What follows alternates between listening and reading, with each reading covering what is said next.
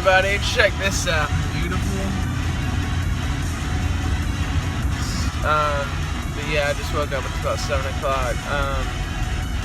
Today the plan, like most days, is to take over the world.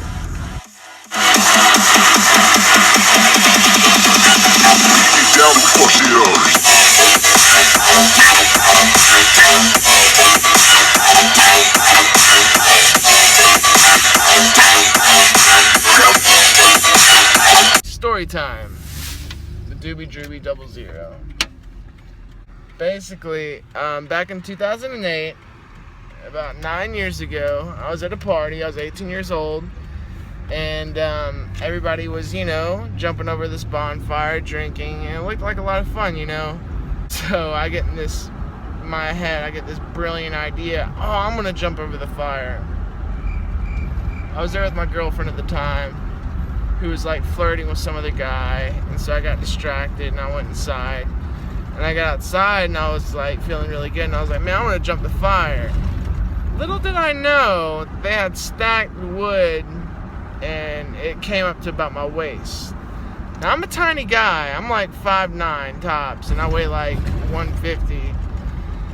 And like all these other people that jumping over the fire did it earlier when the fire was like dying down. Well, me being Drew Johns and being crazy as fuck, I thought, hey, I'm gonna jump over the fire too.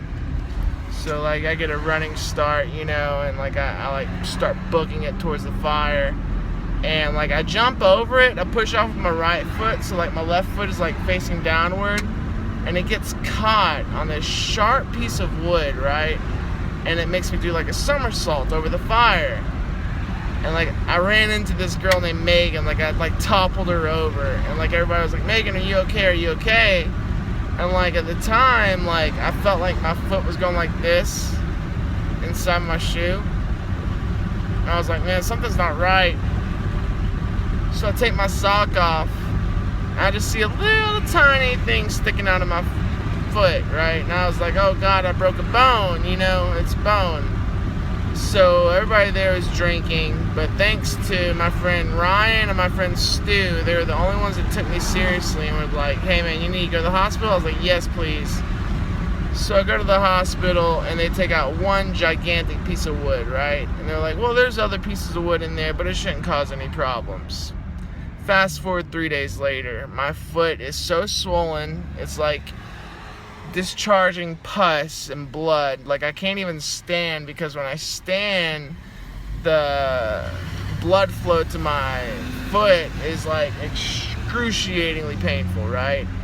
So I was like, something's wrong. So we go to a different doctor, get a second opinion, because the doctor that I was seeing was like, oh, you're just trying to get pain pills, you're just a young kid, blah, blah, blah. And I was like, no, something is genuinely wrong.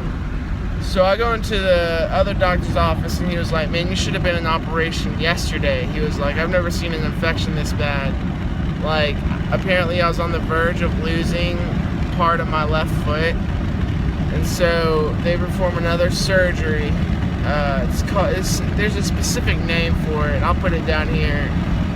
And he said that he had to like literally fillet my foot with his pinky, since wood does not show up on an x-ray or MRI or anything. So it was all like touch and go. Well, this doctor hooks me up, because the first doctor I went to had me in this like shack of a patient room. Like, I was sharing it with someone else. It was really it was shitty. This other hospital I went to, man, they treated me like VIP, man, out the presidential suite.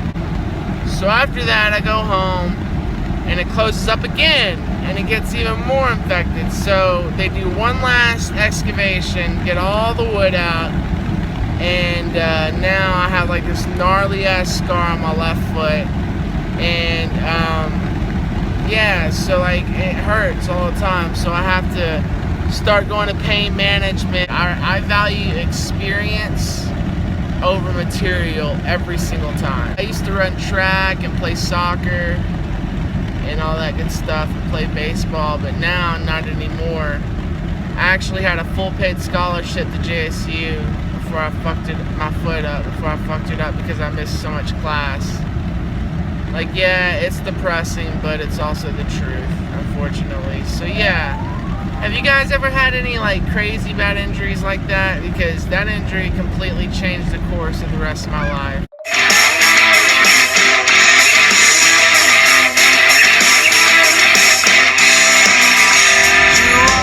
So I talked to my ex-girlfriend last night for the first time since New Year's Eve. And told her that I understand why she did what she did. If you guys haven't seen what she did, then watch it right here.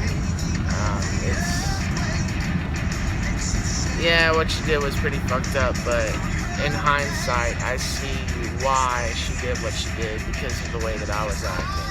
So I don't blame her. She's a great girl. She's smart. She's cute. She's funny. And one day she's gonna make somebody really happy. She really helped me out. She was hard on me, you know, but I needed that. She saw straight through my bullshit. And the worst part about it, the entire situation, isn't necessarily losing her romantically. The worst part about the situation was losing her as a friend, because she was my best friend. I just sent an email saying how sorry I was, how I knew that, you know, she was right and I was wrong, and basically how nothing like that would ever happen again, about how I was over her, but also how I wish her the best in all her future endeavors. But me, being the self-saboteur that I am, I think that whenever I feel like I'm getting too close to someone, subconsciously, I'll push them away to the point to make them hate me, which is exactly where we're at right now.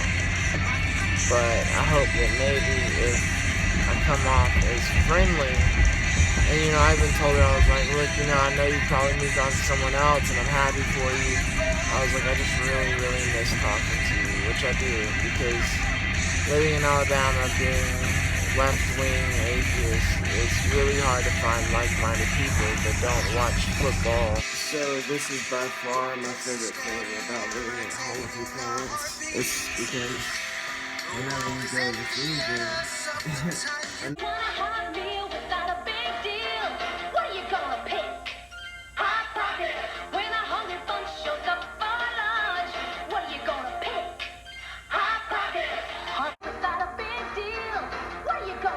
see, what a lot of people don't realize is the secret to a Hot Pocket is pretty simple, actually, and it's quite ingenious.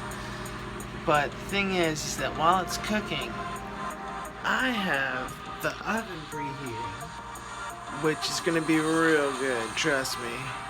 And then you pop the Hot Pocket into the oven for extra tender flaky, tender crepe. Whatever, I'm going to put the logo right here. But yeah, the trick is not to microwave it the entire 2 minutes, otherwise it's gonna be like exploded. Alright, so I think the Hot Pockets are finally ready. So, but this cat has been running around like crazy. His name's Iggy, and that's Magneto. Hey Magneto.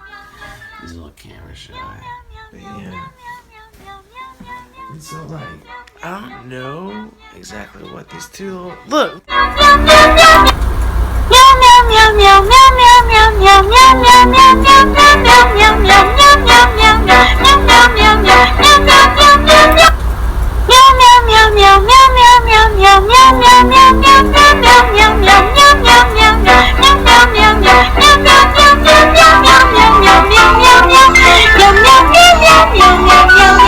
This is so funny. I'm trying to take his food. Alright guys, just letting you guys know that there's this new website called Fiverr.com. That's Fiverr.com. And basically it's where you can pay people $5 to do whatever you want. Anyway, I'm going to be making love songs on this website. Find me on Fiverr. It's a doobie droopy 00, same as my YouTube. And I'll write you a song or or make a video about whatever you want. Alright guys, just trying to raise some funds for this new camera. One more thing before I wrap this video up. I actually finally set up a Patreon. You can find me on there, doobydrooby00, or the link will be down in the description. $1, $5, even just the share and a sub will help tremendously.